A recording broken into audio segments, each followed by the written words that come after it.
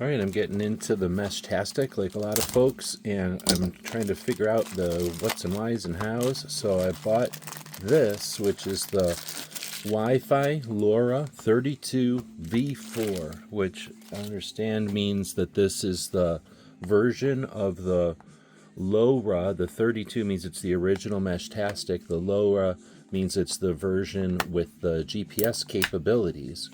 So this is a board that has an OLED screen on it. It plugs into USB-C there.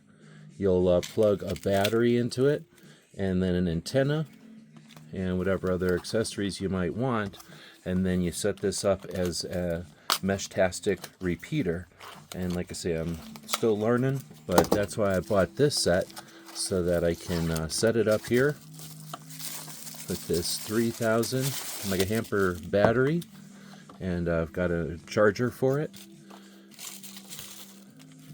Hope that helps. This is the version 4 with GPS.